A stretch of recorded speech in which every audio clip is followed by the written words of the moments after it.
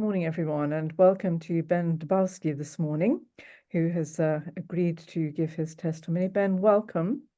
As you know, we are inviting people who have suffered any form of discrimination or feel they've been disadvantaged on the basis of their Christian faith to give testimony to the inquiry, which will form the basis of a formal report to Parliament. We estimate in about 2 years' time the inquiry will continue. So thank you for joining us this morning and for agreeing to give your testimony. I've already mentioned, I think, the fact that we are aiming to ask some searching questions, and we're looking forward to hearing what you have to share with us. My fellow commissioners here with us today are Robert Harris, Ian Shelley, and Will Jones. And I think, as Edmund has already said, I believe we will be being joined by some members of the public at some point, but they will not take part actively in any way in the hearing. So, Ben, again, thank you very much for joining us today. Could we start off by asking you to just share briefly, in your own words, a description of what happened to you? Okay. Yes, thanks for having me, first of all, and for your interest in my case, and obviously doing something for the cause of freedom of belief and freedom of speech in the UK, my adopted country. So I'm really happy to be involved and to give my testimony to you. Now, there's the main case that about which you contacted me is to do with my stint, my work at the Bishop of Llandaff High School in Cardiff, Church in Wales High School. But I may have mentioned, at least to Edmund, maybe in some of my correspondence, that there was a preceding case for which I've got no formal proof, and I was just wondering if you might be interested in hearing about it. I'll try to be as brief as possible, just to give you a bigger context. But obviously, if you just want to focus on the case that was in the media, that is public now, and about which there are formal proceedings in the tribunal, and there have been others before within the educational system here, I'll focus only on that. Ben, I think that should be very helpful. I had noticed that from the materials that you did send to us. So we were going to ask you about that anyway. So if you could briefly put that into context and describe what happened there as well, that would be very helpful. Okay. If I'm too long-winded, just stop me or focus me with questions. After I came to Britain about 20 years ago, I worked a lot in hospitality, although my main job in Poland was a teacher of English as a foreign language. But at some point, I started working for a small language school in Cardiff. So then it was both hospitality and teaching English for a private language school. The COVID and the madness to do with the lockdowns and all the other drastic measures killed that business off in a way. Most students were from continental Europe, and the owners decided not to continue. So then at some point I decided to start working as a teacher assistant, because my qualifications didn't allow me to work, don't allow me to work as a teacher in Britain. So I registered with an agency here in Cardiff, and they quickly found me a job at a local high school. It was a state school, or state maintained. Majority of students were Muslim. I actually found it a very interesting experience. It was the first time I worked. I could see the educational or part of the British educational system, so-called the mainstream or the regular, rather than the private language schools. Completely different thing, which was a very interesting experience. Very difficult job, but I liked it. The school liked me. I was called by the teacher with whom I worked on a daily basis as the best teacher assistant she's she had ever worked with. She nearly daily said, Ben, what a wonderful job. What a great teacher assistant you are. It was a very specific group, like special educational needs students, very small group, seven, as far as I can remember, pupils at some point, only boys. And I say boys because I mean, I said boys, even though before I joined that class, one of them, I think at that stage, 15-year-old physically boy, started identifying as a girl.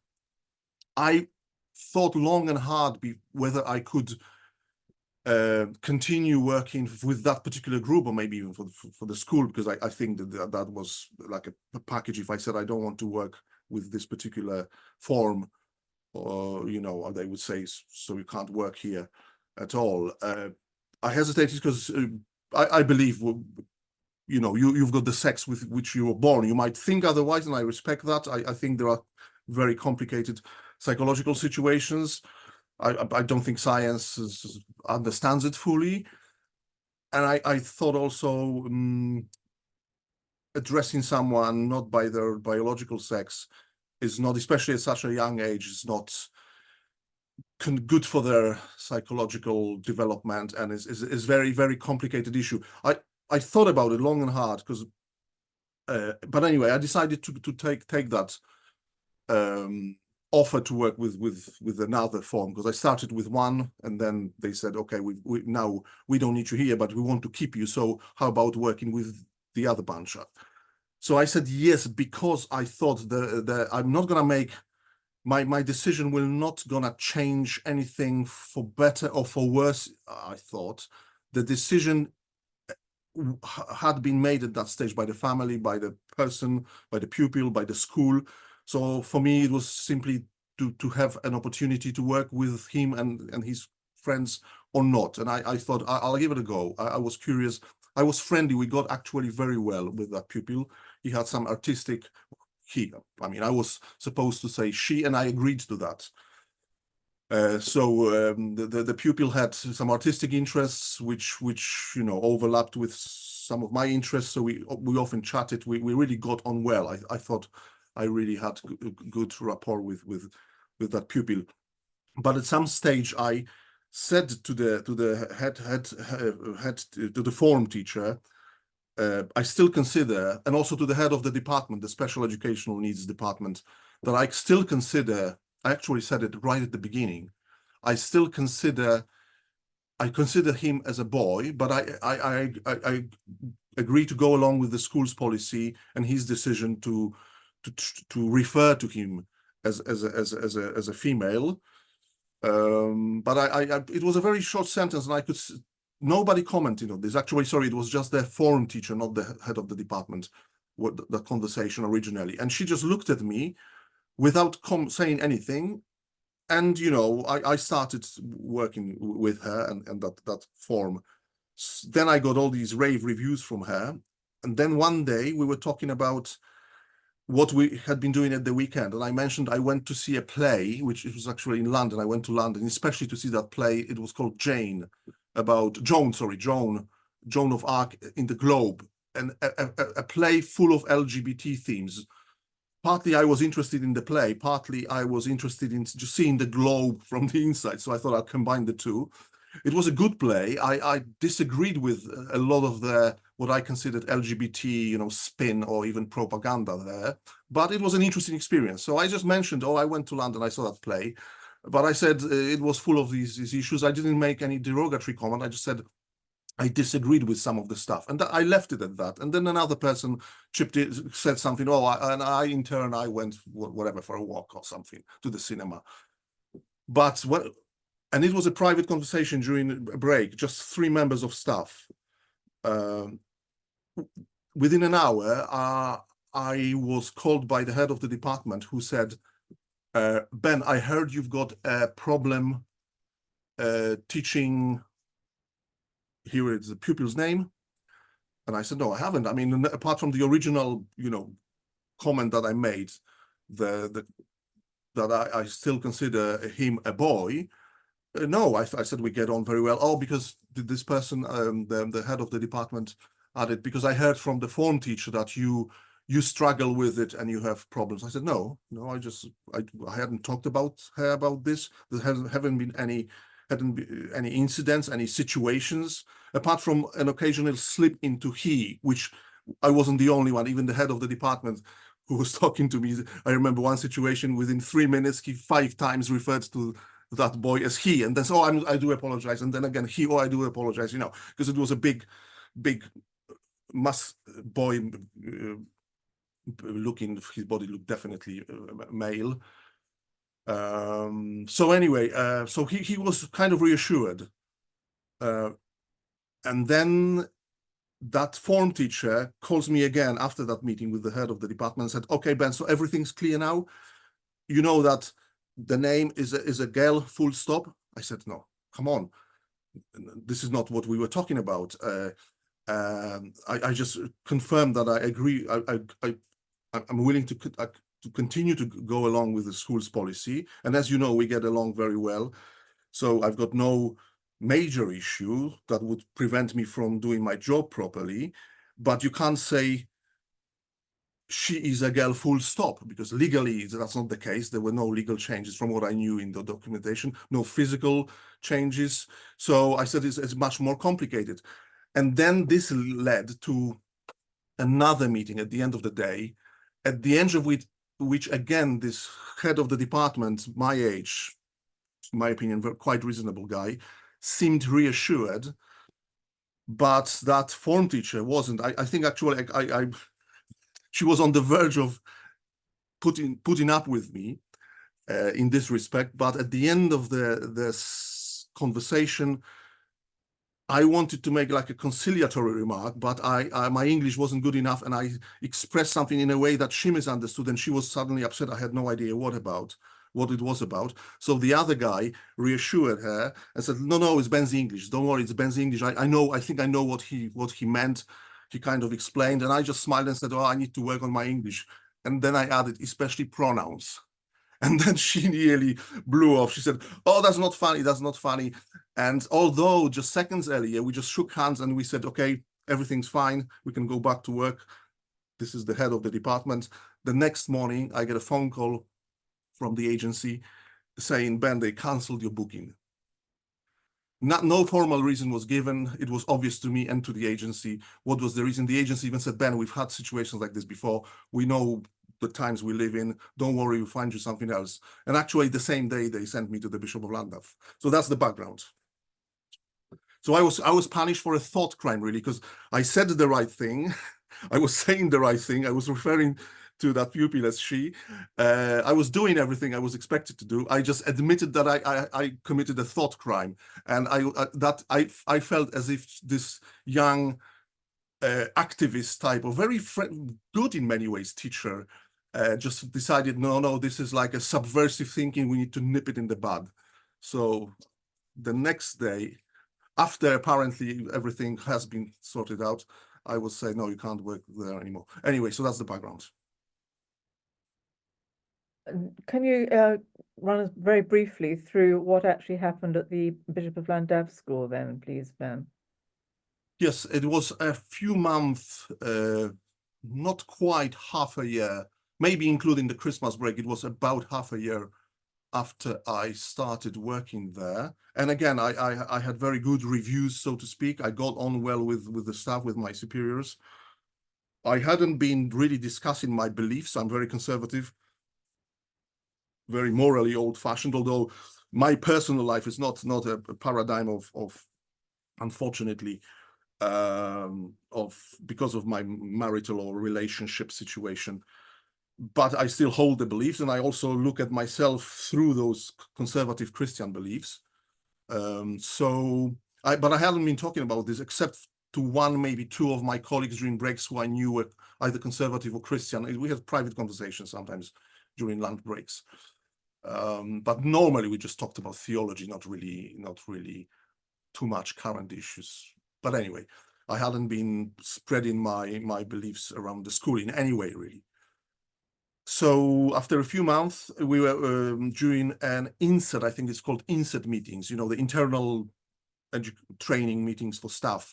We were supposed to stay one afternoon for a few hours. I think it was altogether 4 hours, and there were various items during that INSET day.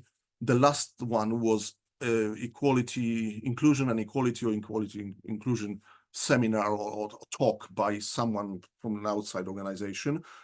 Although my department, for a lot of that time when this first meeting was taking place, this training I've just mentioned, we had our own training, especially prepared for the special educational needs children. Again, I was in the similar department at that school.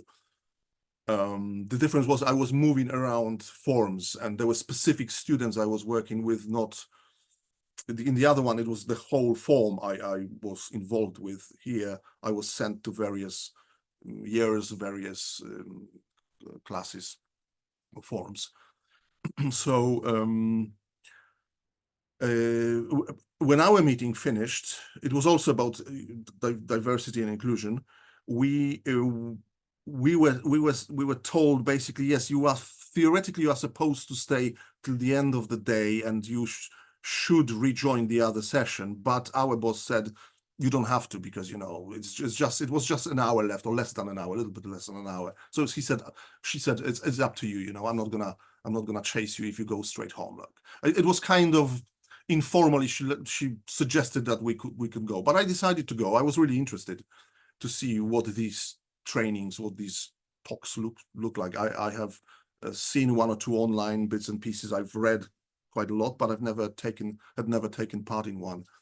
So I went there, and I listened for a while, or whatever the remaining time was. It was just under an hour, I think, left when I joined.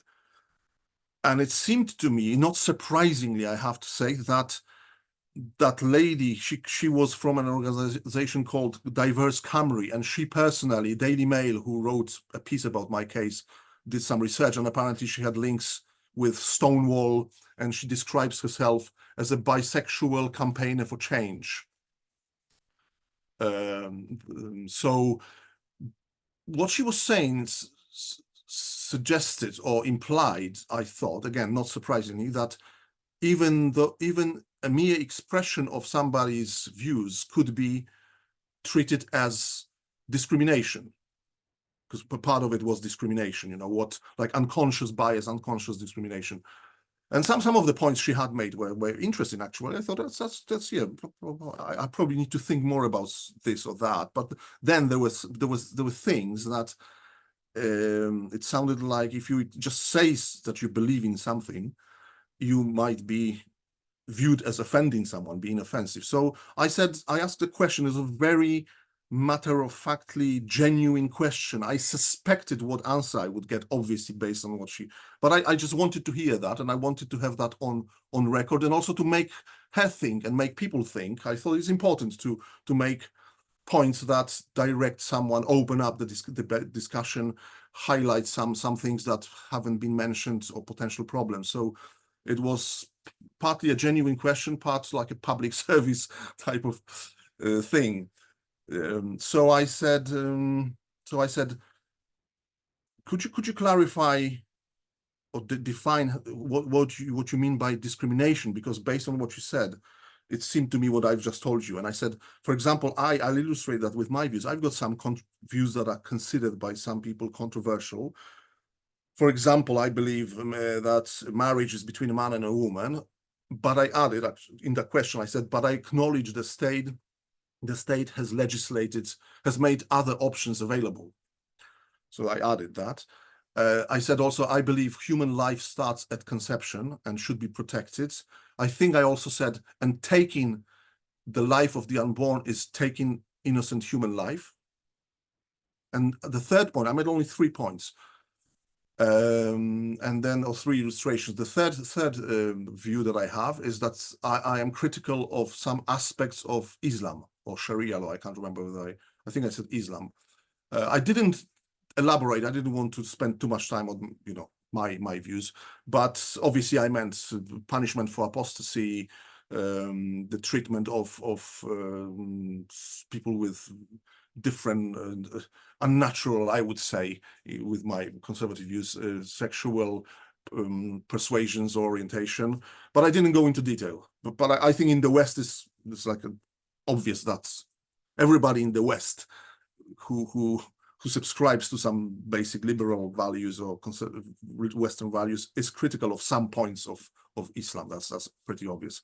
But anyway, so I left it at that. And she said what I kind of expected her to say, or thought she would say, that having those views is perfectly fine, but expressing them could be discrimination, could be viewed as discriminating other people. She added a few other things. I asked a follow-up question. I said, would the notion of tolerance not be better in some situations rather than this inclusion or embracing? She talked a lot about embracing diversity. I said sometimes we just tolerate things that we disagree with, but if in a civil, if that's a better approach to in a civil friendly way. I can't remember exactly what words I said, but the idea was, why don't we just say let's be tolerant rather than forcing us to embrace something that we don't really believe in, something like this. And again, I think that was the only follow-up question I asked. She replied something. Apparently a friend of mine, a colleague of mine who was there and actually corroborated, Daily Mail contacted him, or Mail on Sunday actually wrote the article. The reporter contacted him, and he remembered something. I slipped my mind that apparently at the end of this short exchange with the speaker, my exchange with the speaker, the headmaster stepped in and said, "Oh no, we have to remember that our school is a very inclusive school, and we're not going to tolerate things that are that will upset other people." Apparently, it wasn't, because otherwise I would have remembered that. He didn't direct it to me. He made it a very general remark, but it was to my colleague. It was clear that it was connected with the questions. I don't think that his intervention came immediately after my exchange. I think there was one more person who asked the question, and then he stepped in and said something. But anyway, my colleagues thought it was kind of a message to me. Ben, you'd better shut up or be careful what you say. But anyway, that was the end of it. After a few more minutes, there were some other questions. Interestingly, one of the teachers, it was the librarian, referring to my questions, said, and I had spoken to her, she was one of the wokest persons I had ever met, apart after that headmaster who the next day kicked me out of the school. She said, should we even allow people to mention things or to ask about things that are against the law? So I think she meant that when in Britain we have various options for marriage available, me suggesting that marriage is just man and a woman should be banned. I shouldn't be allowed to mention that. That was the gist of her question. She said, if something is not against the law or against the views are not in line with current law, she may have also meant the abortion. I don't know, she didn't specify. Should we allow that? Should that be allowed? Should we tolerate that? Basically, immediately it struck me that would kill the whole political debate or social debate in Britain. For example, if you want more stricter laws about the environment or whatever, you would say, oh no, that's not in line with current law. You cannot even propose that. You cannot even discuss this. So this was so crazy. I remember it struck me immediately as like a super 1984 type of and really such a limited argument. You wouldn't be able to change anything. No suffrage for women because no, that's not in line with current law. So you cannot talk about illegal things. So anyway, the meeting ended. The next day, after the first period, the head of my department, a lady, stands before I enter the classroom. After the first period, we moved around the school. So I needed to find the relevant classroom. So before I enter, she stands there and says, Ben, the headmaster wants to speak to you. And there was something about the way she said it and the very fact that the headmaster wanted to speak to me. And there had been no other issues that uh, he would have wanted to speak to me about. I was a good teacher assistant. I even asked him that during the meeting.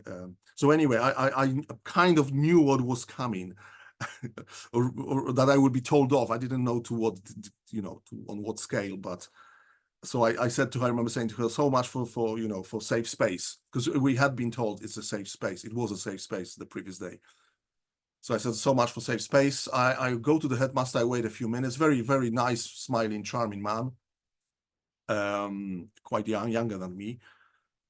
And he said, Ben, what you said, it was all very friendly, at the beginning. He said, Ben, what you said up yesterday upset some people or offended some people. And after that meeting, some people came to me and said they were offended, and some even emailed me immediately afterwards saying they are afraid to initiate a conversation. I think he used this phrase, with you after what you said during that meeting. So I said, "Oh, what did I say? What was so?" I obviously kind of guessed what he meant, but I wanted to know what they said. And he said, the views, and he referred to these, or made it clear that they were the views I expressed in my question. So I said, and he said, I wouldn't like you to express those opinions at the school. So I said, wow, I hadn't been really expressing them apart from that meeting. I wasn't planning to. That's not part of my job. So that's fine. But I added, I'm a bit surprised. This is an issue in a nominally Christian school. This is a church in Wales school, so I'm surprised it's a problem. But so he repeated it is a problem or something like this. So I said, okay, fine. But I added, they are still my views, obviously, and I will express them in my private life, for example, on social media. I can't remember whether I mentioned immediately this aspect, but I may have, or probably I definitely did in the following few minutes of our conversation. So he said, right, he said that could be a problem, he said, because that could undermine the school's reputation and our ethos of later on I started referring to this peace, love, and understanding. I think he said Christian inclusivity, or Christian love and inclusivity or something like this, the ethos. But I say how? I mean, first of all, I can't see how it would undermine it or damage it. And secondly, these are I hold some traditional Christian beliefs, and I've held them for most of my life. I said, for example, I'm a pro-lifer. I've been involved in quite a few pro-life campaigns, so probably I said I will definitely mention or express my views in the discussions with people in my pro-life activity on social media to try to persuade people, convince people.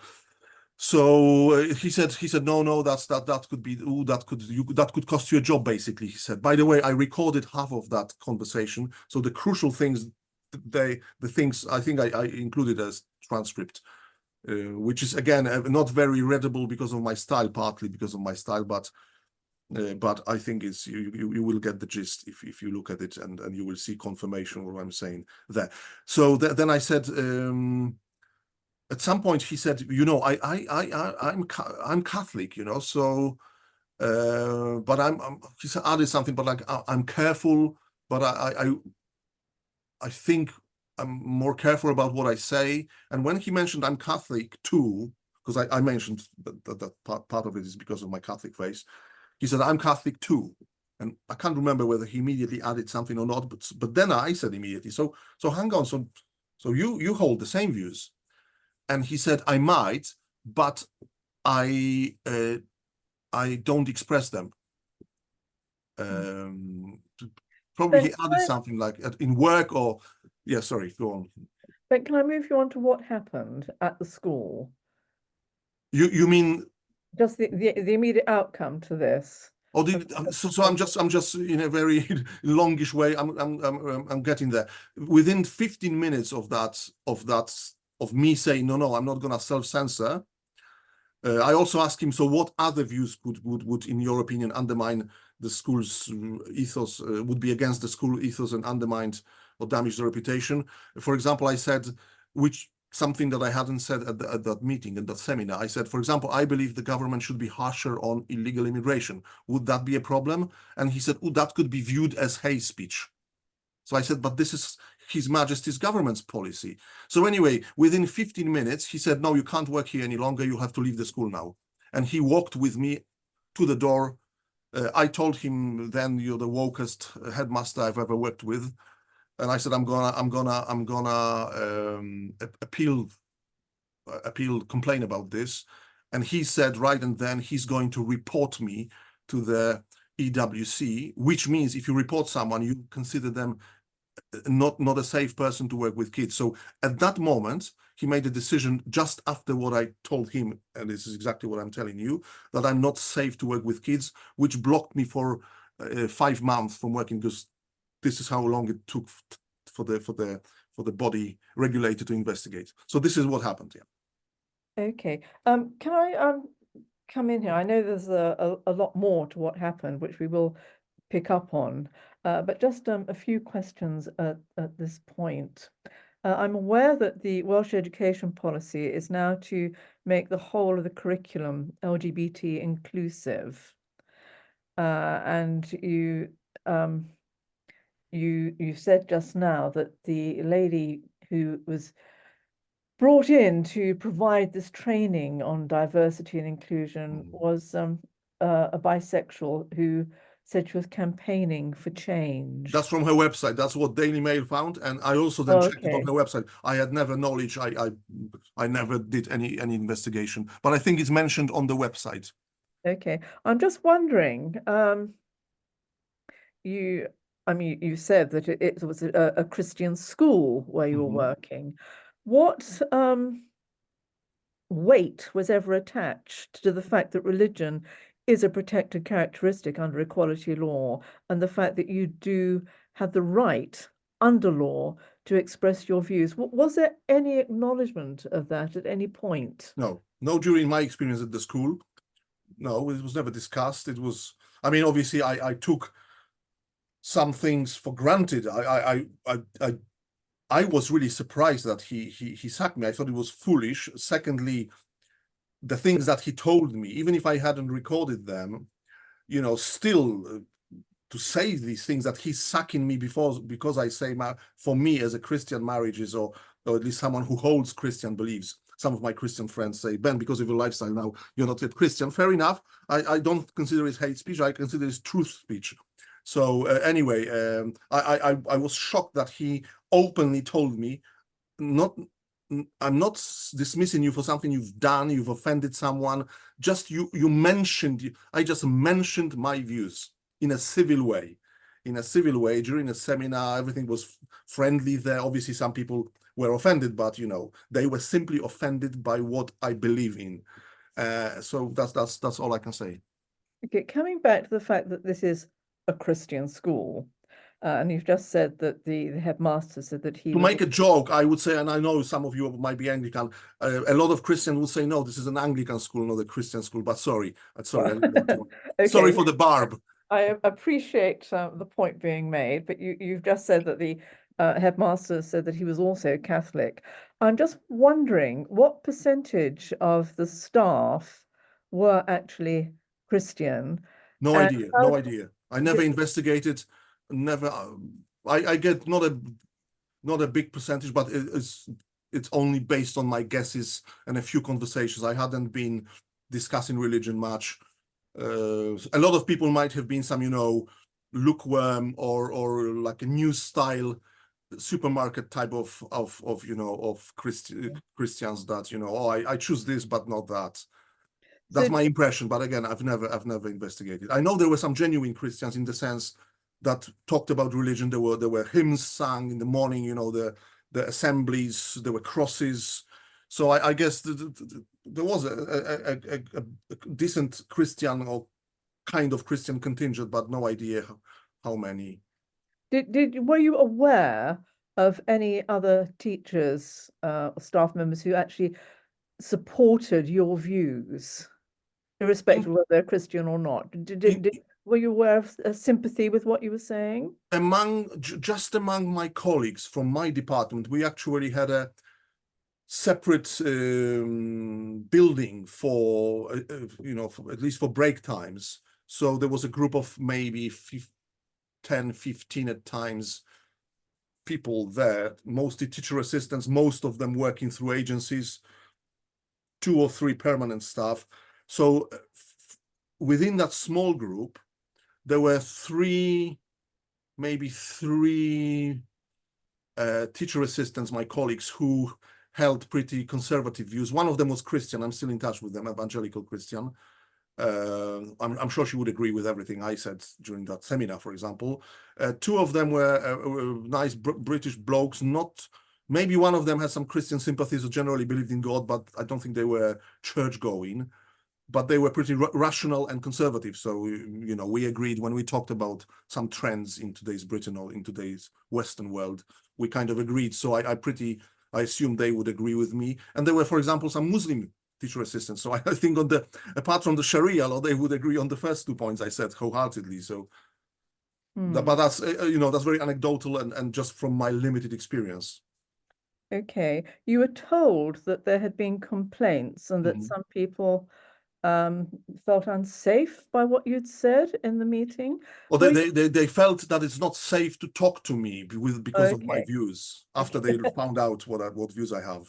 Yeah. Did you ever explore this? Were you aware of people who did actually make No, those no, because complaints? remember the next day. So like actually, I spent just 1 more hour at the school. The next day I went to work after period 1, where obviously you don't have any chance to talk to anybody yet. I just did my job with pupils, whatever lesson. I think it was art lesson. So I was just, helping the couple of students I worked with to, draw something or gave them tips or whatever, or just monitored the progress. And then the next period, I end up in the head teacher's office, and I'm walked out, and then I'm even out after I made this comment about that headmaster being woke. He said, "Off you go," and I had to wait outside the building for my stuff to be fetched, not even in the hallway, sitting somewhere, but I just stood in the cold. I mean, it wasn't too cold, but it wasn't warm, so I was waiting for 10 minutes, for someone to fetch my stuff from the teacher's room. So No, I couldn't explore anything.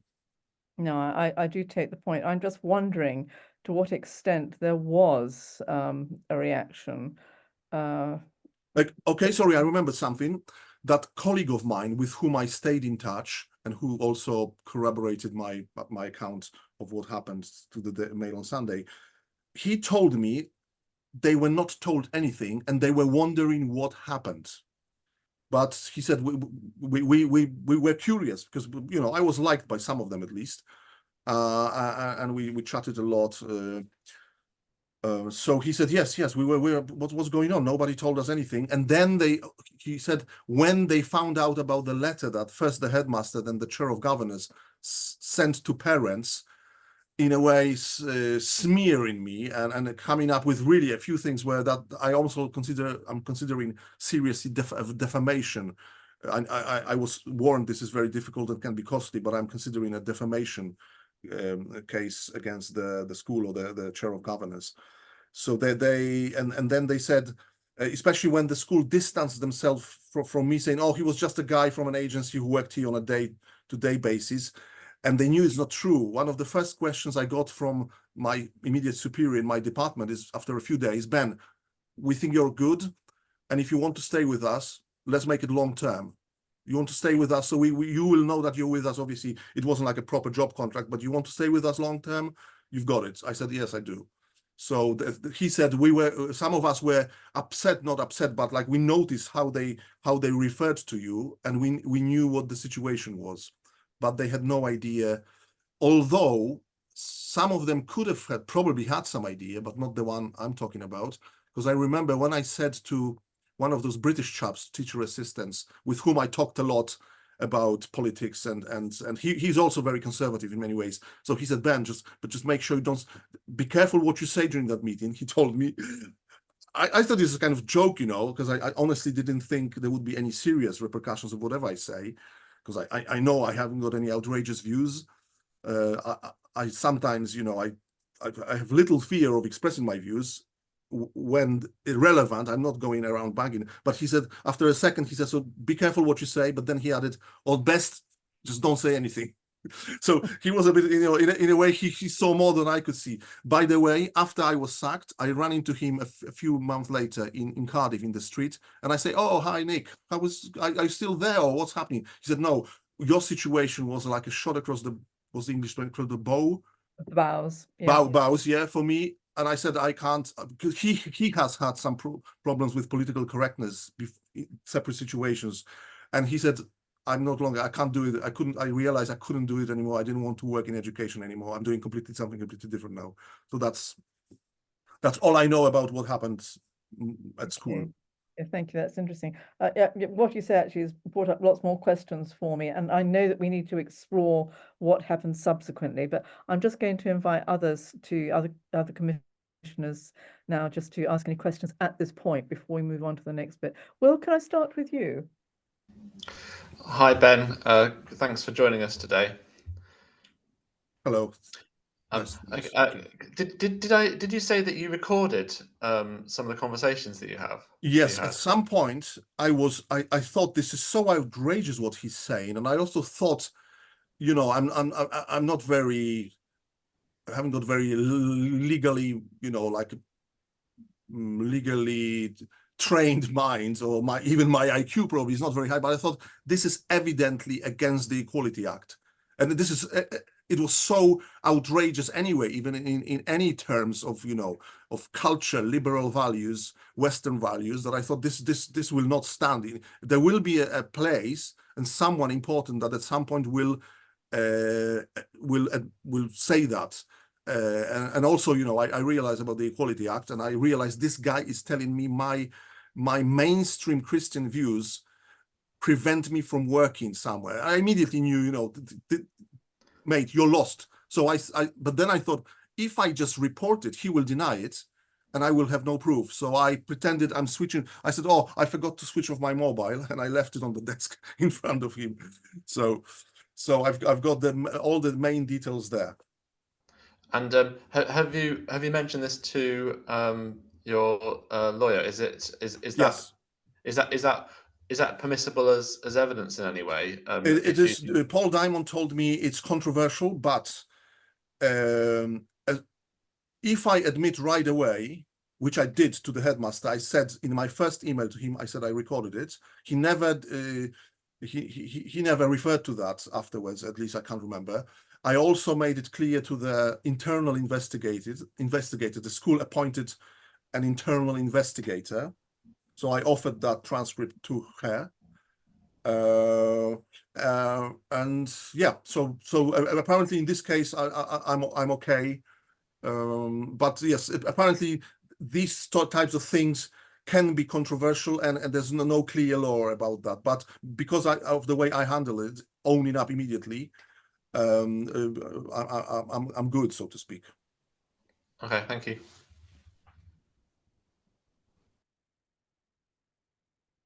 Thank you, Will. Robert, do you have any questions? Yes. Good morning, Ben. Good morning.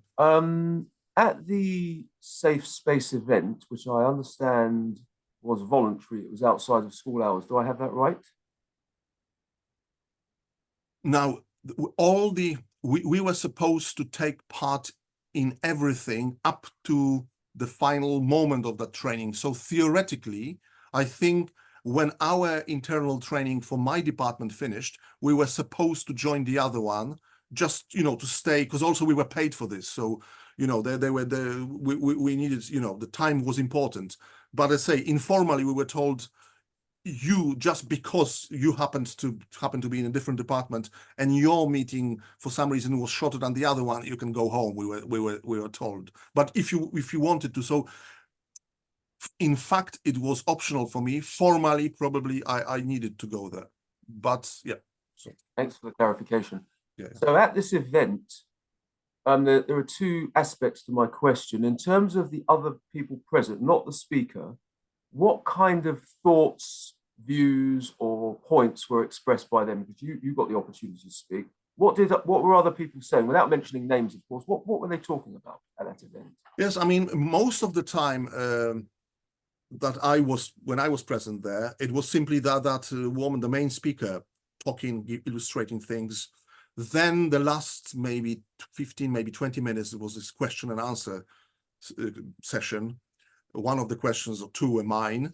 There was that woke question from the librarian, who will feature actually in the whole case later on, if time permitting, or if you're interested to know how. So that was very woke, and she was like, really saying, we shouldn't even let him speak because he's saying something that, is not in line with the woke trends. Really, that really was the gist of the question. There was a very good question asked by an English teacher, a young chap, who made a brilliant point about the fact that in some ways it would be fair to say that most, if not everybody, is racist in one way. Some part of the discussion was race. So he said, it's just a question of owning up and how you handle it. But all in all, deep down, it would be hard to say I am not racist in any other way because we are conditioned by culture. I can't remember. It was a very good question, and actually I thought very brave.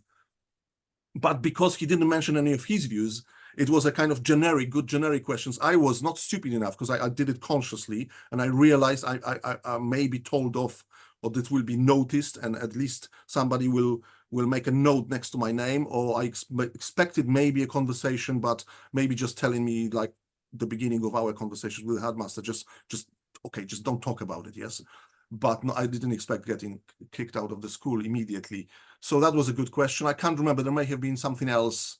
But also, by the way, I asked my colleague, my workmate, who was present, another teacher assistant from my department, did you see any reaction? Because the headmaster said people were upset, and I think in one of the accounts there was implied that there was more that people, were visibly upset. I think something like this was implied.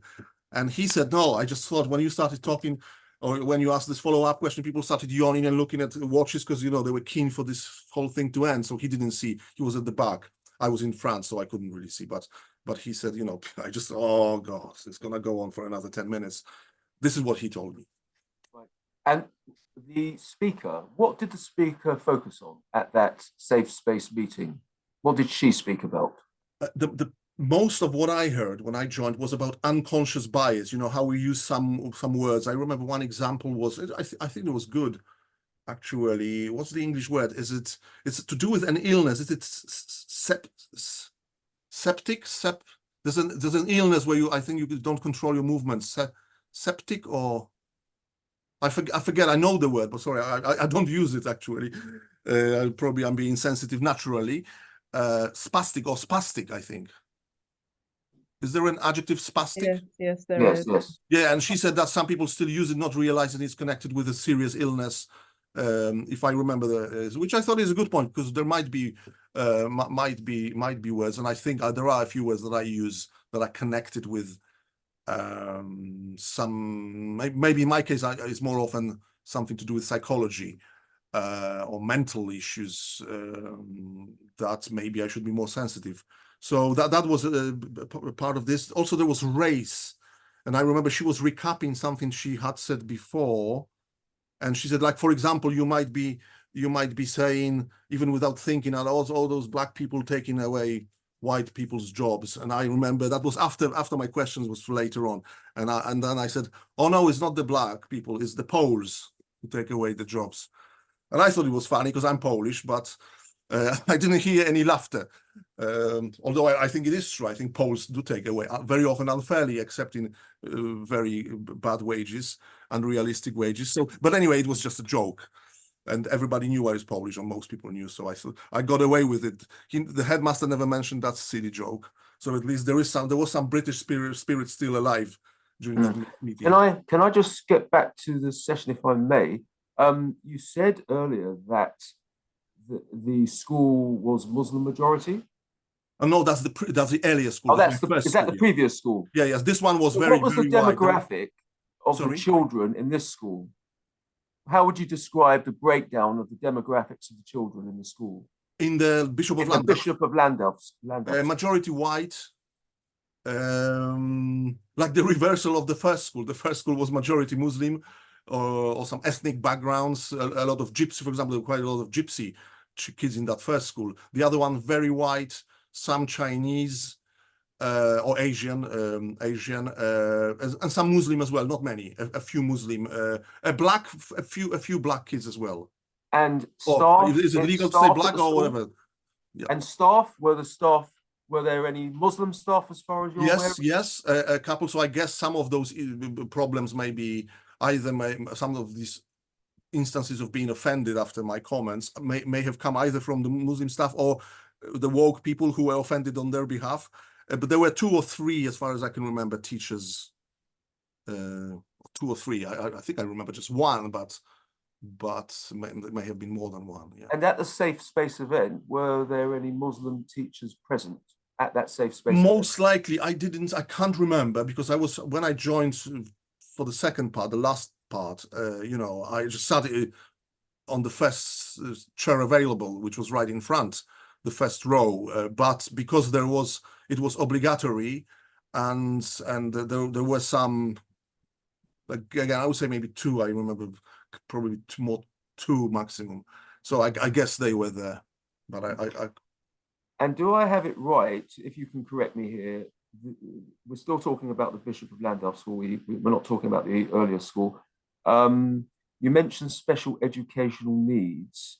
Was it just a small section of the school where the pupils had special educational needs, or was it the entire school? Can you just clarify? Actually, in the Bishop of Llandaff, how they approached that was that the kids took part in the mainstream lessons.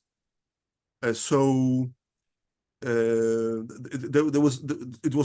were spread. So, for example, spread out. So, for example, in a form there would be maybe 2. Sometimes I would have 2 kids from my department, but they would take part in mainstream lessons. They were not special for most of them. There may be 1 or 2 exceptions, and I think only very occasionally the school's policy was just to have them as pupils of mainstream pupils.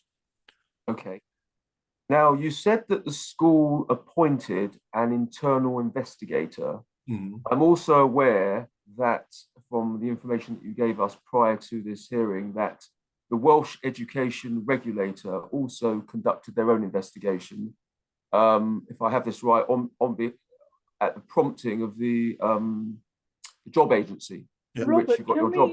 can we hold that question till we've because I'm just at the moment looking at what's happened initially.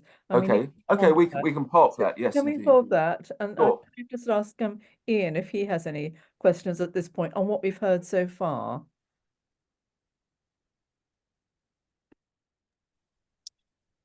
Yeah, hello, Ben. Hello. I was looking at the website of the Bishop Llandaff School, and under vision, it gives a fairly clear commitment to faith-based education. The school was established, it says, to provide a faith-based education. Our vision is to prepare each student to develop the skills and character to be a successful member of God's kingdom on earth. Our mission is to be a Christian school. Did you see this ethos and vision played out in the school, or did you think there are other considerations that have now taken the place of what they're saying on their website is their ethos? I'll start in a slightly more general way, because I was sent to that school immediately after I was dismissed, I could say, practically, from the other one, where I had expected to spend quite a long time, and I liked the other school as well. It was more challenging, but I liked it. It was an amazing experience. On the first day, they didn't quite know where to send me. They hadn't worked it out properly. As it happened, the 6th form was on their way, although it was a couple of months into the school year.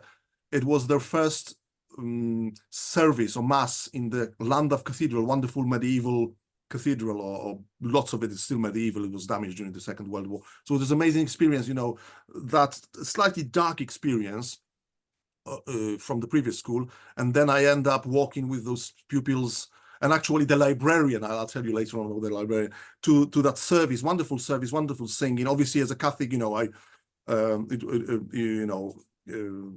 it wasn't, you know, completely, I couldn't completely identify or join in a full way, I guess. But the prayers were wonderful, the singing was wonderful, and I thought, what a wonderful change, you know. And then I end up in the building, there's crosses in the classrooms, and I thought, oh my God, hallelujah, God is good, which it was for 3 months. So coming back to Christianity, work ethic, I think very Christian, teachers very good, very conscientious, very good approach to pupils, and I'm sure Christianity must have played a role. Hymns in the morning, it was lovely to see. I tried as whenever I could avoid the assemblies, because nothing happened. Very often you couldn't even get into the room because of the number of students, but very often I was passing them, and some of them would be singing wonderful hymns. So, you know, there was, in some way, as far as, you know, work, friendliness, care, helping and caring for the about the pupils, it was there. Whether it was something more fundamental apart from these very general Christian principles, which is still good, obviously, I don't know. I took part in religious studies, but obviously it's not the same as teaching about religion or like spiritual education or development. And you know, it was also a lot of Christian stuff was mentioned, but it was in a more academic way compared to Islam, compared to Catholics, compared to Protestants. So it was more education, but the things were there, and some of these teachers I know, because some of them said openly they are Christian. So in this sense, it was there, it was in the air. That's all I can say. Thank you. Yes. When there was talk of protecting people from being offended, did you sense that they were seeking to protect some people, but not others? That only some views, some perspectives would be protected from being offended? Yes, absolutely. That was clear even from that short part of the seminar that I took part in, because you know, the examples given were only of certain type. There was no example, for example, or no illustration of discrimination of people with traditional views, which happens very often today. Nobody said, okay, if you now you have to be very careful, because you might think that everybody's woke, but there are some Christian people still around, and they believe marriage is a man and a woman, so be careful how we talk about this. No, that wasn't never discussed, that someone could offend me or discriminate against me. So it was obviously, you know, I follow the news a little bit. I know more or less what's happening in Britain, in the world, also in my country. I'm Polish, although I've been here for 20 years, and I say it's my adoptive country. I'm not a citizen. I've got a settled status, by the way. I'm not sure. Obviously, that's not a very special interest, but you know, I'm not a citizen. I've got a settled status here. Did you find in the staff common room, for example, people expressing opinions that they assumed all right-thinking people shared, but which differed from yours? Were they expressing those opinions and assuming them to be held by everyone? Actually, the atmosphere in the teacher's room or the teacher assistant's room, to be precise, because virtually all the people I spent breaks with, 90% of the time were teacher assistants. It was very good. There were people with various views. Normally, I just talked to 2 or 3, you know, but in my case, you tend to be more friendly with a smaller group. Obviously, you sometimes have a small chat with others. So the ones I talked to shared a lot of my views, and there was enough of disagreement to make it more interesting to chat.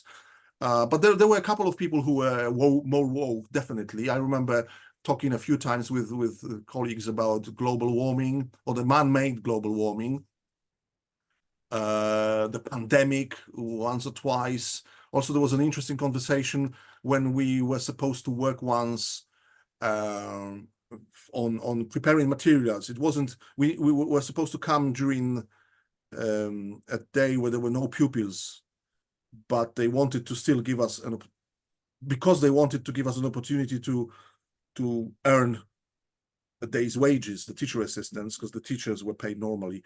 So they said, okay, you can come and do something, prepare some props, educational aids, if I pronounce it correctly.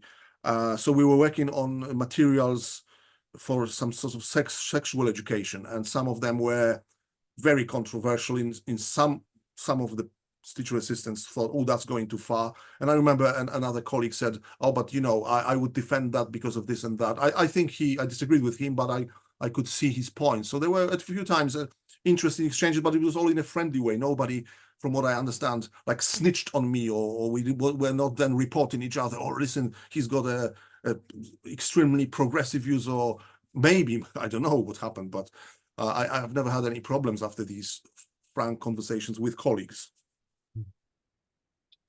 So you encountered teaching materials, which were perhaps rather skewed in their viewpoint on sexual education. Any other areas, or was it mainly that area where you encountered materials which you thought were as far as the materials, not. I'm sure there were quite a few, but that was the only occasion I saw something that I thought this is really controversial. But one other occasion I remember was to do with morality, let's say, or sexuality, when during relationship and sexual education, I think it's a new subject. In Wales, it's called RSE. I think in England, there's a different name used for that. I think relationship and sexual education. It's a new curriculum, very controversial, by the way, but I hadn't seen anything controversial from it at that school, partly because there was only one, for some reason, there was only one lesson of this subject that I took part in for some technical reason. I guess it wasn't planned decision, it's just as it happened. Another teacher assistant was assigned. So anyway, but this one lesson I took part in, I remember they got handouts, the students got handouts, and one point was, you are supposed to use the chosen pronouns of the other person, and there was no discussion. I remember there was another kind of conservative or just rational teacher assistant, the British guy, and then we chatted, and he said, you know, you would expect, because we are talking about 15, 16-year-old, I think that was the age, kids, you know, so he said, you would expect some sort of conversation about this, and it was simply given as a dogma, you know, you must use the pronouns, chosen pronouns of the other person. I thought, that's a bit, you know, that's a bit pushy. So that's the other thing I noticed. I'm sure there were more, but simply I wasn't present. Oh. I think you mentioned that there was a discussion club that you conducted, or that you proposed starting. Was that right? After hours? Yes. Yeah. Did that worry the head? Had he expressed any concern about afterwards? that? Not at that time that I knew of, but afterwards. Ian, please give me just a second. I need to switch something off, but in this room, so I'm not going to disappear. It's just the boiler's playing up, so I'll sort it out.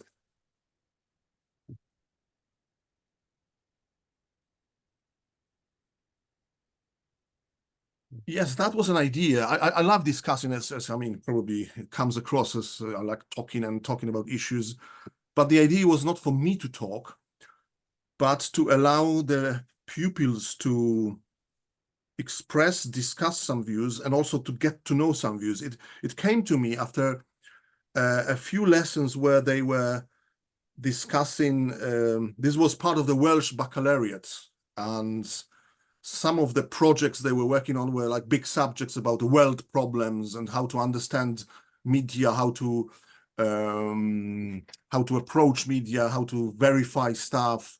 And also there were some of those big world issues. I remember there was a list of world issues, and I thought the choice of materials that they were getting wasn't too impressive, because I'm interested in some of these issues. Secondly, the students didn't get enough opportunity to express their views. I could see some of the, especially boys, keen to say something, to ask questions, but there was no time. It was partly the fault of the curriculum. There was so much stuff the teachers need to do that they were on the verge of something really interesting if they had another extra hour just to talk about it, discuss it, argue, and it never happened, or nearly, very rarely, if at all. So I thought, I've got these lunch breaks very, very long. I wasn't used to such long breaks, and very often I was bored. So I thought, how about if I get some of those boys and girls, I suggest, but after having cleared everything, sorry, my mobile is going. I switch it off now. I'm not gonna record it. No, you're recording this anyway, so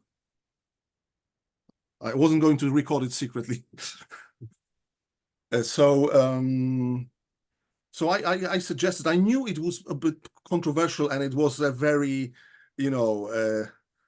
iffy proposal, a teacher assistant suggesting something like this. I immediately saw the, who are you and can we trust you? But because I had been there for a while and I was liked and I thought they trusted me, I thought I'll give it a go.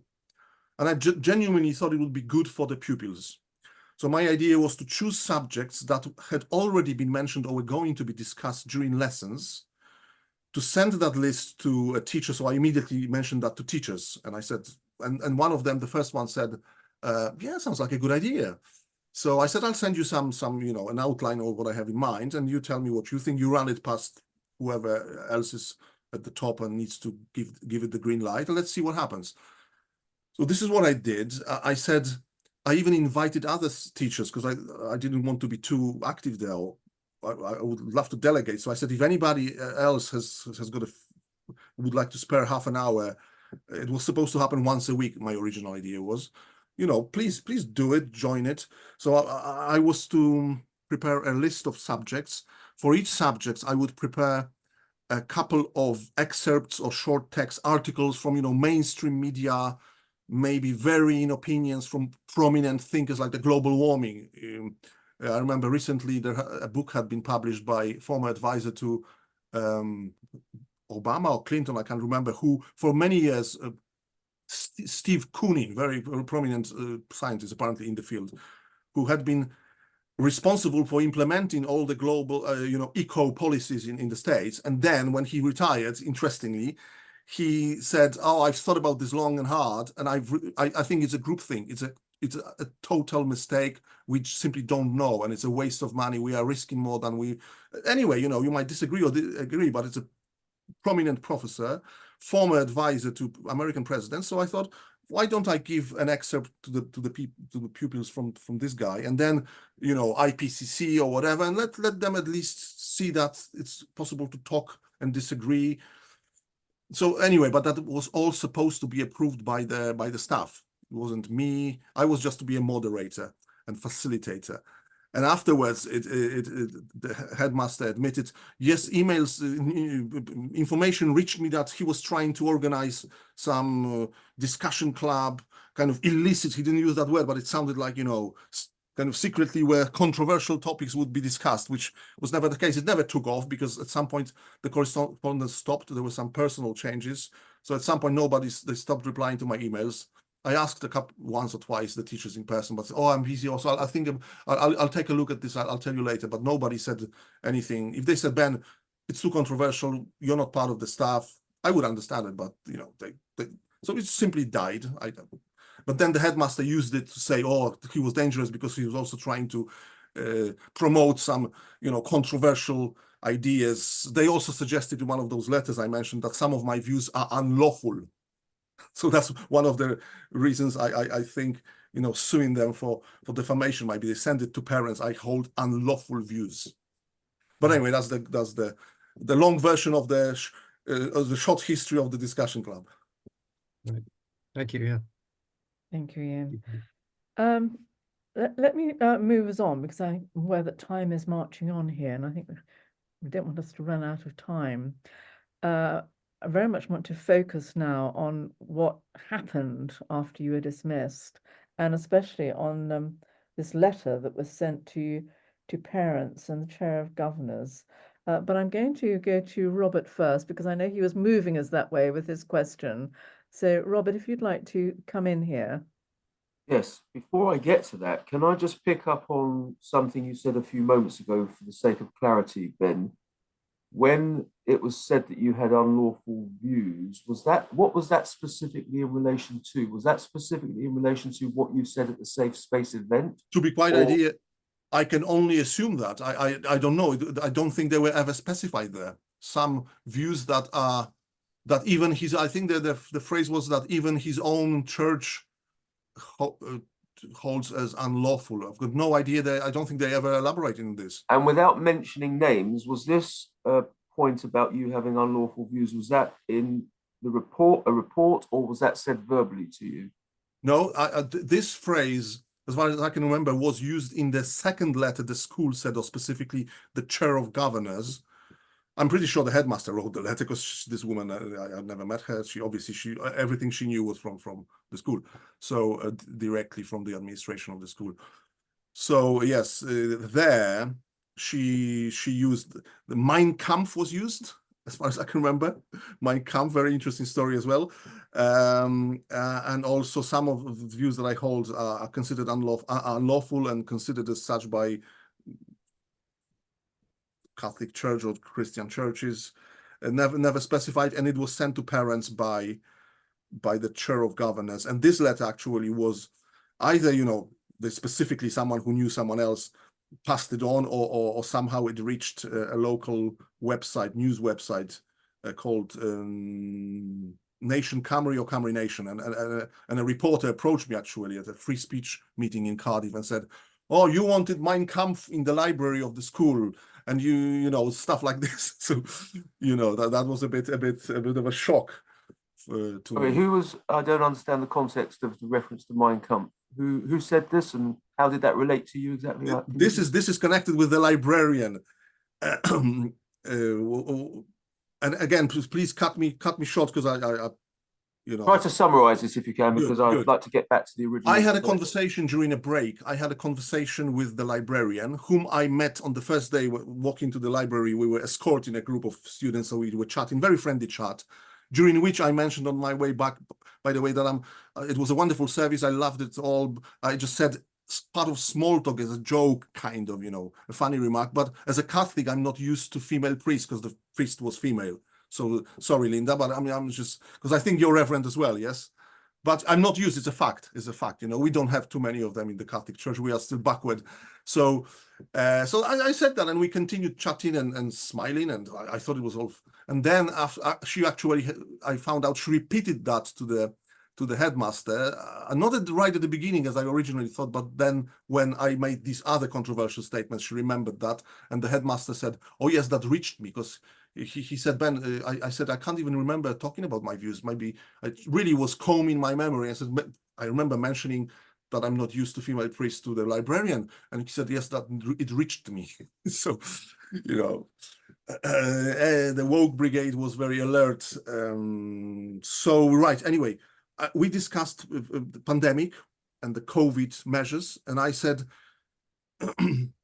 the experts went over the top. There was a lot of censorship. Some opinions were not publicized or were suppressed, and I thought it was terrible. A lot of mistakes were made because we didn't have a robust debate. The media was manipulating, and the government. But may I just intervene here? I just want to know the relevance of this. The point that was made about Mein Kampf, was that mentioned in any way? Yes. So that's sorry again. That's my way of getting that. That's the relevance of this. That's all I want. If it wasn't, then we can. No, but you need to know the context. So I was defending free speech, but she said it was necessary to suppress. I'm summarizing. I'm rephrasing. I can't remember what words she used. It was important that the government and the mainstream media suppress some views because those views were dangerous and they would mess people up. They were fake. And I said, it's so difficult to evaluate this as things happen. As we often find out, some of the fake news and conspiracy theories and crazy views turn out to be true. So I said, I believe in open, free debate. And when I was elaborating on this, I said, for me even, I think the best way to fight fake news is to just to have everything available. I wouldn't mind if Mein Kampf was here, but I never wanted Mein Kampf. I just said, this is how you approach fake news, and I forgot about it. And she couldn't have thought it was a serious suggestion, because otherwise she would have immediately went to the headmaster, knowing this woman. So only then, when it came to that final stage of my story in the school, the headmaster was talking to people, or maybe she was offering information on her own, I don't know, and he must have found out about this, because, you know, I would be, if I were a headmaster and a teacher wanted, a member of staff suggested Mein Kampf. I believe in freedom of speech, and I would like to read Mein Kampf. I think I've got Mein Kampf somewhere, actually. I've got lots of books that you can see. I've never read it, but you know, I would be concerned, like, who's this guy and why, and, you know, but it was never an issue until that moment. So, and then they put it in the letter that I demanded for balance of opinions, fair play. I don't know if you could put it like this, but you only presumably Diamond suggests it's suggestive, very suggestive, that I sympathize with. But presumably you mentioned that only in the educational context, that people need to be aware of the historical documents. Okay, can we get back to, thanks for the clarification, can we get back to some of the other points? Previous to the Safe Space event, you said that you had expressed views that could be deemed controversial to other fellow members of staff. In terms of Islam, same-sex marriage and abortion, which of course you brought up in that Safe Space event, had you ever expressed your views on those topics to fellow members of staff before the Safe Space event? And if so, what were the reactions? Yeah. I'm pretty sure I may have talked about some of them with those few close, I would say, close colleagues. You know, one of them was Christian, so I guess we must have mentioned, although we mostly had like an evangelical Catholic, you know, sola scriptura, or this sort of, you know, sola fide type of discussion, rather than because we agreed. I guess we were so conservative, so old-fashioned, that I remember mentioning once, and I even told it to the headmaster and admitted that during a lesson there was a discussion about abortion, and the teacher was discussing very approaches of various churches, and the teacher mentioned the Catholics are completely against abortion, consider it sin. There were other approaches. And I remember when walking around the classroom, when the pupils were supposed to jot down some notes, or they had some little exercise to do, I remember just looking at what some girls were writing or discussing, I can't remember now. And I said, as an illustration, for example, I'm a Catholic, you know, you've had this example, so I believe abortion is wrong. And I may have pointed out to, but I can't remember actually whether, because I remember talking to some young people, but probably outside school. But I may have said, for example, oh, have you considered the effects, psychological effects of abortion on the woman? Because they may have been working on a list of pros and cons of various aspects, but I can't remember the second bit. Definitely, I said I'm a Catholic, for example, so I believe I'm one of these who believes that abortion is always wrong, and I moved on. But it was to do with the subject. It was, anyway, people knew, most pupils knew I was Catholic, so it was in a way maybe redundant. So that was one occasion I remember. Another one, very briefly, there was a talk about Sharia law. There was a very active boy, actually. I thought he said he wanted to be part of my discussion club if it ever took off, launched. And he made comments about Sharia law. The teacher actually very strangely was defending Sharia law like in totality and saying Islam is the most peaceful religion in the world, and she was Christian, but so I thought that's a bit exaggerated probably, but you know, I'm a teacher assistant, I wasn't making any comments.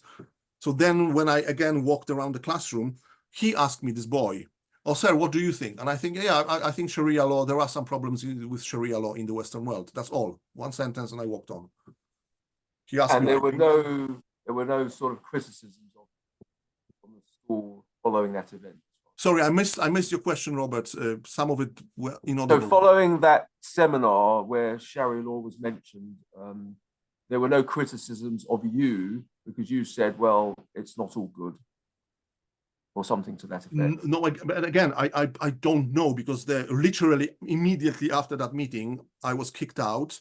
I think during the internal investigation, the investigator asked me, oh, have you considered that there are some Muslim people in the present? I think she definitely asked me, have you considered there may have been women present at that meeting, at that training, who have had abortion? But I think she also mentioned Muslim people. So that's all. Can I now ask you, if I may, about the actual investigations and who did what and how many were done? So the school, I understand, appointed an internal investigator. Is that correct? Yeah. And separate from that, the Welsh Education Regulator also did an investigation. Was it just those two investigations, or were there any other? That's all I know of. So I guess. Okay. So can you tell us what was the outcome of the first investigation that the school did, the internal investigation? What happened and what was said? Yes, it's part of their procedure that they as school have put in place for such situations where because there's a grievance for employees and this complaint procedure for people who are not formal employees. So they told me, you don't fall in the first category. So we've got this for you. This is our procedure. They wanted my account. They asked me if I could provide that investigator. They put me in touch with that investigator. So she asked me if she could have the transcript. I said yes. A couple of more emails before we met. It took quite a few weeks before we met. Sorry, can I just interrupt? The transcript, is that of the conversation with the headmaster? Phone? The last conversation with the headmaster. That you recorded on your phone? Yes, yes. Okay. Please carry on. Thank you. Yeah, so we met. The meeting lasted maybe an hour. She asked me lots of questions.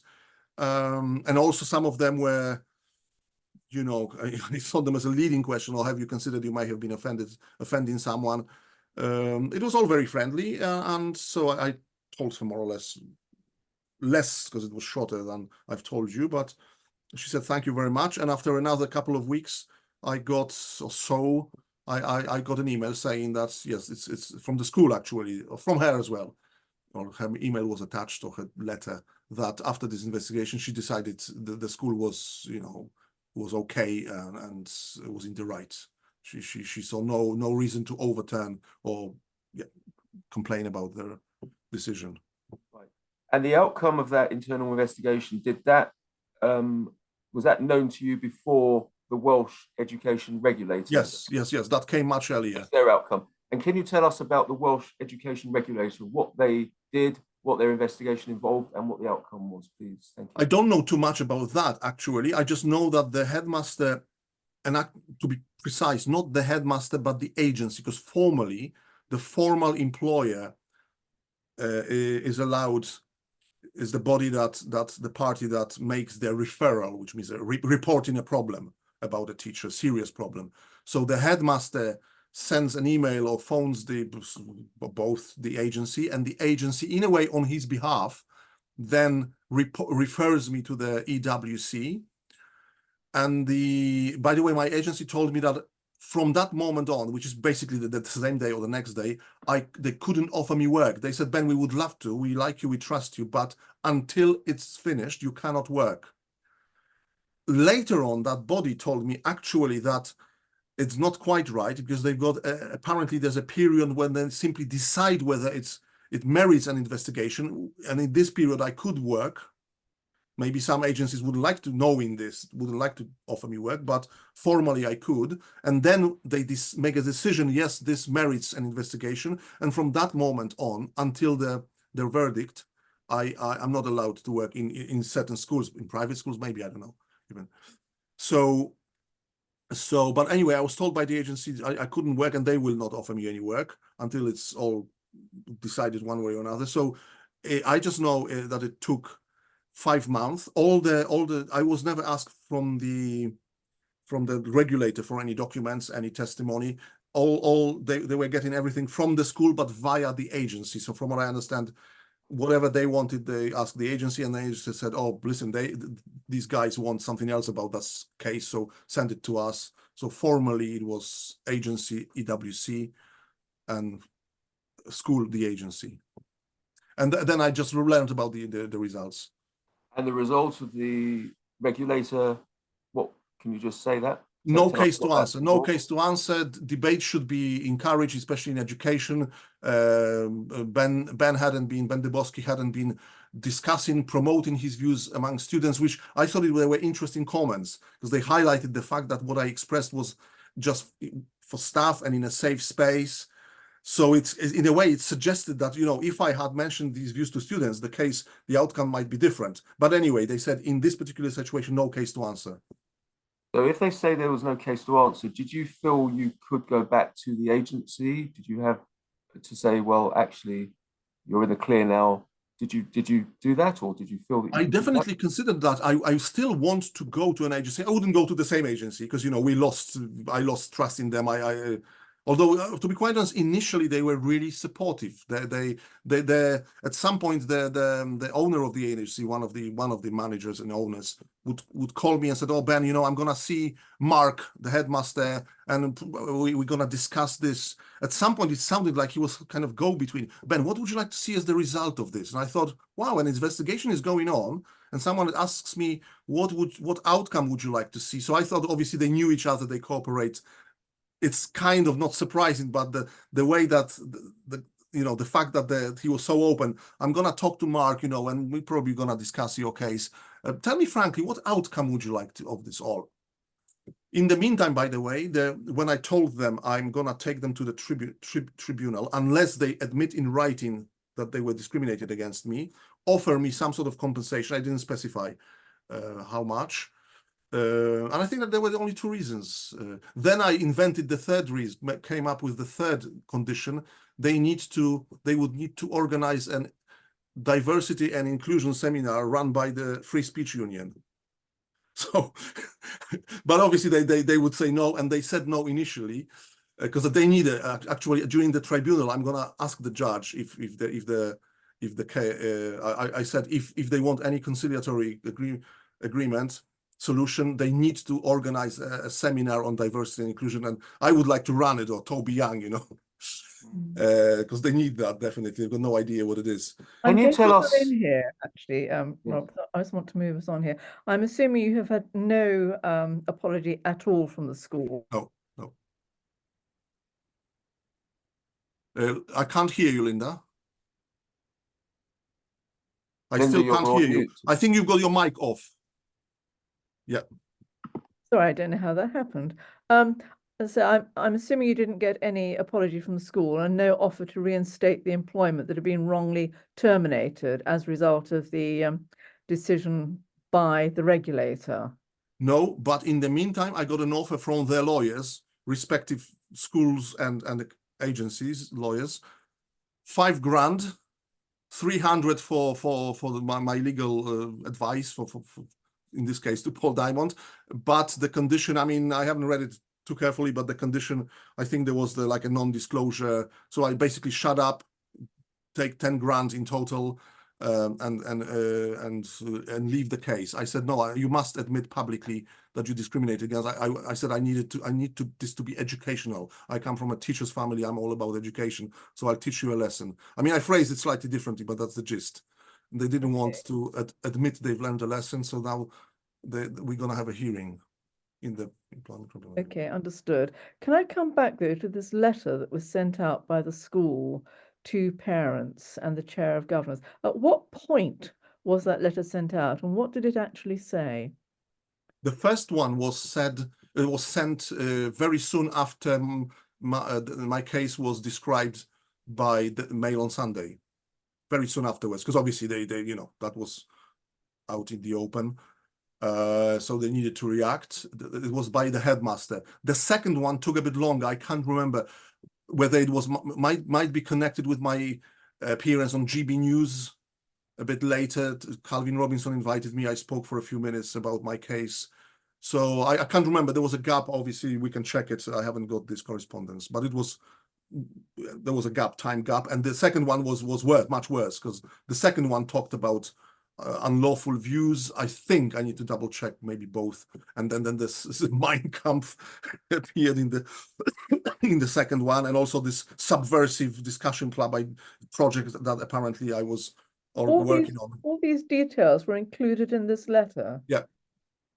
And subsequent to the decision by the Education Workforce Council, they have never sent out another letter retracting those statements. Not that I know of. I'm in contact with one parent sympathetic to my case, who was in touch with me a few times, and actually I think I found out about the first letter from him. Yes, because he somehow got my contact through Paul Diamond. I can't remember, so I found out about the letter from him originally. His child was, or still is, at the school. So he hasn't told me about anything else. I'm sure he would.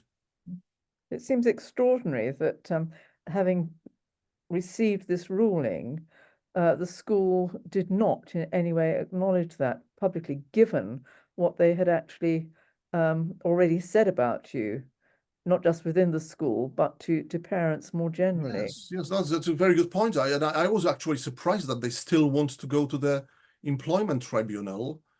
It might be better for the cause, because there may be more. It's not about me, obviously, but it's about the case.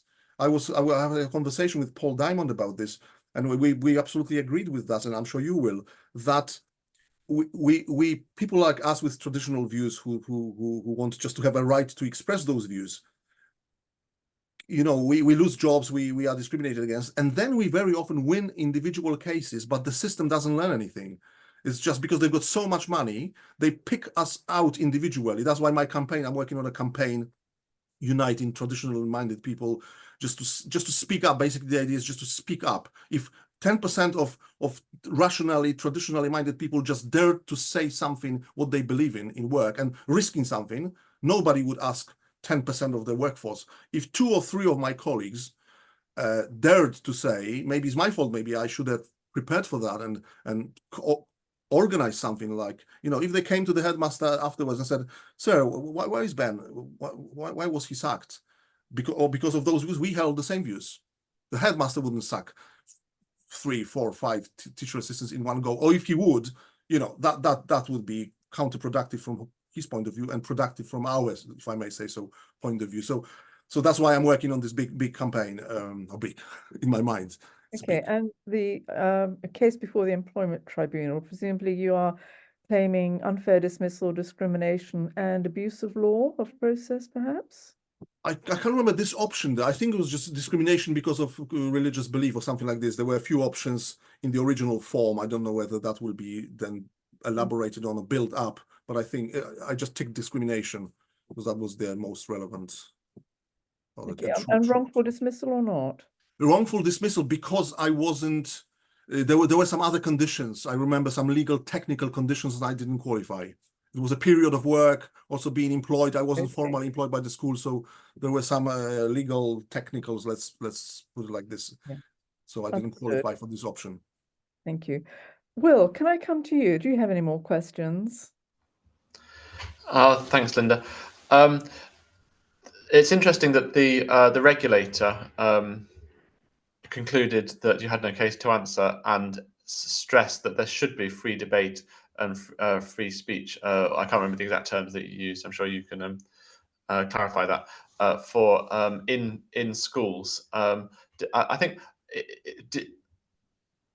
Where is that regulator's statement? Is that embedded? Do you know in I assume Welsh education policy, or is that where were they drawing that statement from? Did it relate to obviously as you said, you were just discussing it among staff and colleagues. Did that also relate to what should be happening in the classroom? Is there? I guess my question is there, as far as you know, a statement of policy about that in Wales, that this is that this your treatment would be contravening? Do you know where that statement came from the regulator? It's a very good question. It's a very good question, very good point. And actually, I should be ashamed and embarrassed that I haven't looked into that yet, because that would be very, very important and precious, useful in any future cases or debates. I don't know. Maybe it's just a common. Maybe my guess was it's just like common sense that debate should be encouraged in the educational system. I think they phrase it something like this: free debate, exchange of opinions should be encouraged, especially in the educational system. But then, as I said, other points were, but especially that I didn't express them in front of students. you know, there's even less of a case. So I saw a bit of a contradiction there. I have attached the letter, so I don't know if you, I guess you can easily, that's all I got, so that you've got the letter somewhere in the file. But no, I don't know where that comes from, whether it's some policy that has been formed put in words, or whether that's just a common sense Western type of add value statement. I don't know, to be quite honest, but good question. Thank you. Yeah, as you may know, the government recently legislated in order to clarify, in particular for universities, for higher education, that there must be that free speech and must be respected, and freedom of inquiry must be respected in universities. Do you think that there should be something, if there isn't already, there should be something similar for schools, for the school system? I mean, first of all, I mean, on the one hand, I think there should be something like this.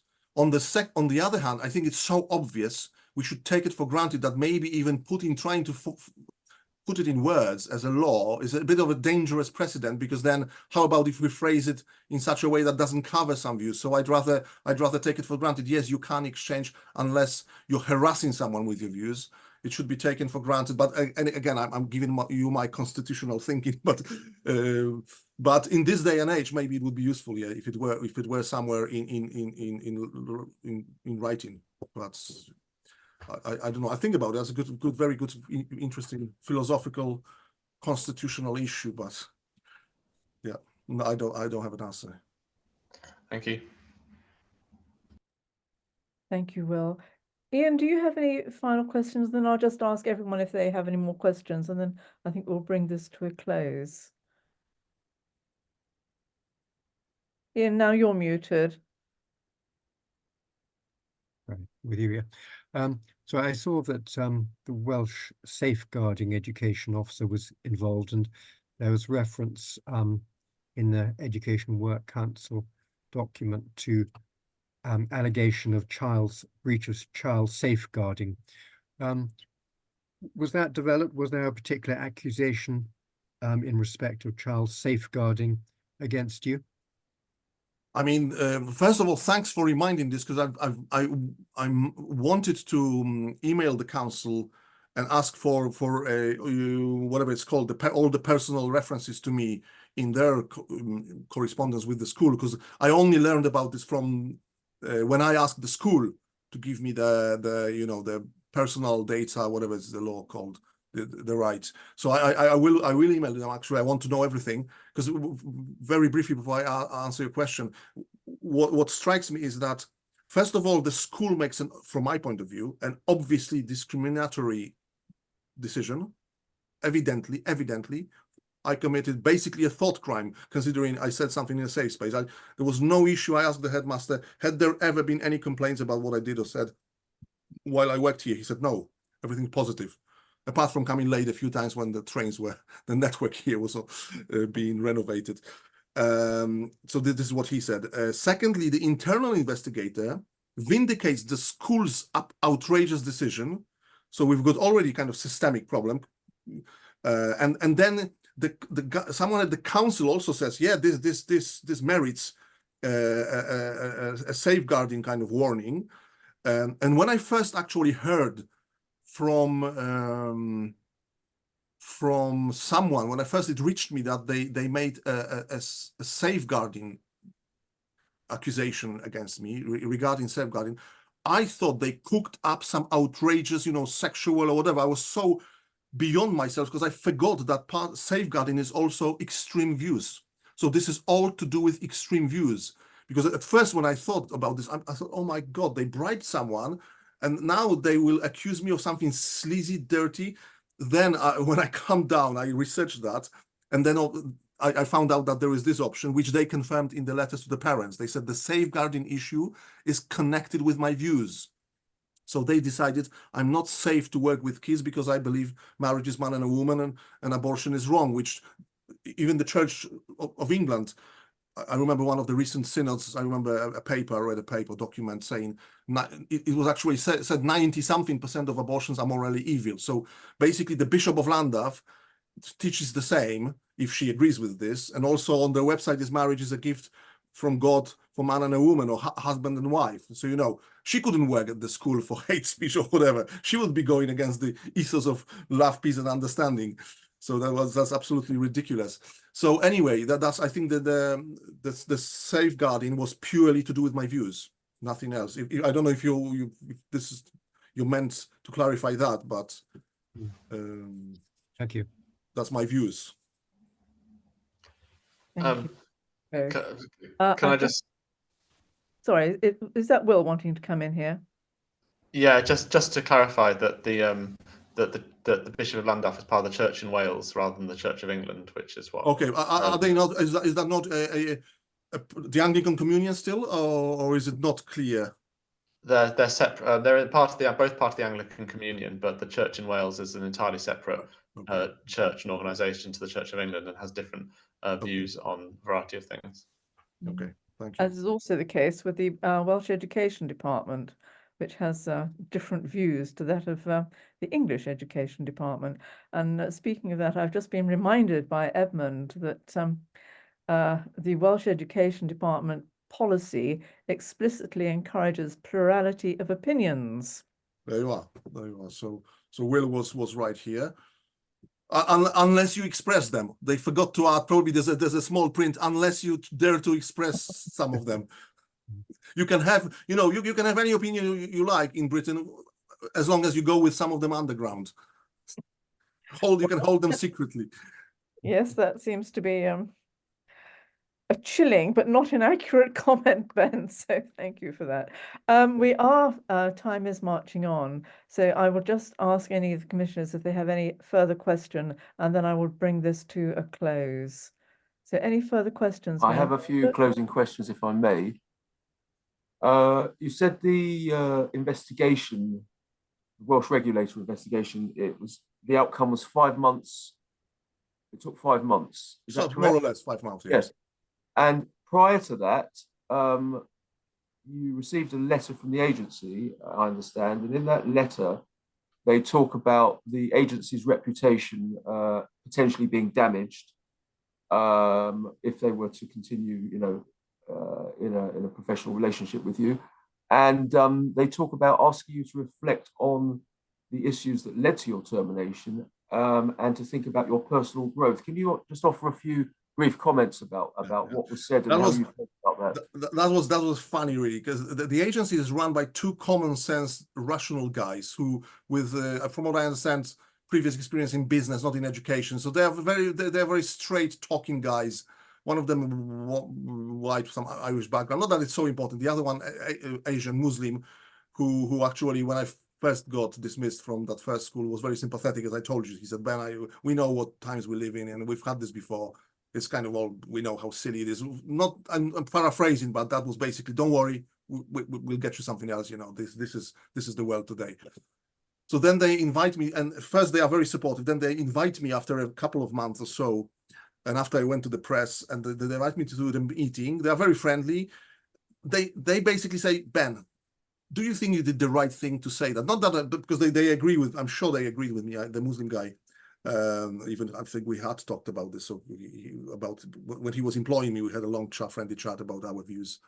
So so they said, yeah, we kind of basically, they said, we agree with you, but was it right to say that? Was it a reasonable thing to say that? And I said, listen, I wasn't banging on about it. It was relevant in the situation, and I'm a person that, you know, that is not afraid to express my views, and I'm not gonna hide them, especially when this is relevant, something like this. And they said, you don't understand the times, again, something like this. And at the end of the conversation, they keep pressing me, but do you really think you did the right thing? As if they wanted me to do some like self-criticism in the old communist times. But then it turned out they probably had already made the decision to sack me, because they said, Ben, we talked to our lawyers, and on their advice, we will terminate our agreements. And they gave me the letter. It was all very friendly. Or they sent me, they said, we will send you the letter. And when they sent me the letter, it was all rubbish. You got it. Some lawyers there, probably, you know, that they must have paid the money, talked about me, but if he walked around the school talking about his views, upsetting students or staff, which never happened. It was like Someone just imagine this. Okay, so Ben has got controversial views. Let's imagine that he bangs on about these views and harasses people walking with placards around the school. And they were describing this scenario. So if he was doing this, that was wrong. Maybe they thought I was doing this. And it was all mumbo jumbo. It was so stupid, you know, that I laughed at some point. And then they said, this is our legal advice. When you have a moment, look at that letter and laugh yourself. But knowing the case now. Yes. Can you tell us also when you no longer got employed by the agency, go into whatever detail you like, but what impact did that have? I mean, you weren't working, so can you just say something about the impact that had, the adverse impact on your ability to earn a living at that point? Absolutely, absolutely. It was a very hard blow financially. Obviously, I could go very soon or immediately to another work, but with my limited qualifications, I'm a multiple dropout, so I haven't got a degree, not to mention anything that would be recognized in Britain. So, and also, and it's just the circumstances, my fault. Physically, during the lockdown especially, I neglected myself. I'm massively overweight. I've got some problems with my knee and recently foot. So I just feared I wouldn't be up to do physical work. I should give it a go, but because of I got some support from friends, my family, my partner also agreed to support me. There were a few donations after I appeared, you know, the article appeared and I appeared. I set up a website partly to pay Paul's expenses and partly to support the campaign. Not massive donations, but it, you know, there was a moment it helped a little bit. It was most of this was spent on like website and other things, but I have to admit I used some of it just to, you know, just like pay a bill. But then it petered out because I stopped appearing in the media. So yes, then the effect was massive. Also, I'm on the one hand I want to go back to education. On the other hand, I'm not afraid of. I'm not confrontational, but I'm not afraid of clashes and conflict. You know, having conservative views in this day and age and mentioning them, you know. Can I ask, Ben? Yeah, yes. So, have you managed to find any employment since of any character? Yes, I started working from home, teaching English via internet. So it's growing slowly, but I'm working on this, and I'm still thinking of going back to school. I'm not ready yet, but I want to do it. I want to do it. I think I still want to do it. Yeah. Thank you. Well, thank you very much. Thank you, everybody. Ben, thank you for coming and sharing your story. And we will follow with interest what happens at the hearing in February. Please do. I will update you. I will let you know. Yeah. With that. So thank you again for sharing this. Thank you to our commissioners. Linda, can I say one thing before we close it off? I do apologize for my barb, you know, the Anglican Christian barb. I do apologize. It's partly my missionary work. I like when people point out to me my dogmatic and other weaknesses. And I know in the Anglican Church, you have lots of serious problems. Some of the aspects, like in Catholicism these days, even look at the Pope, some of this seems to be taking the whole church outside, or some of it outside Christianity. So, you know, and I'm grateful for what you do. I know there's a very healthy core in the Anglican Church. I mean, you're part of it. I'm not sure if all of you are Anglican, but and I'd rather focus on the positive than the negative. So I do apologize. If you want to make a barber against Catholics now is the time. Otherwise, I'm really grateful, and thanks for what you're doing. Thank you, Ben. Completely understand. The only comment I would make about Catholics is that we are seeing more and more problems emerging there as well. So unfortunately, we are all facing the same scenario, I think. But yes, thank you.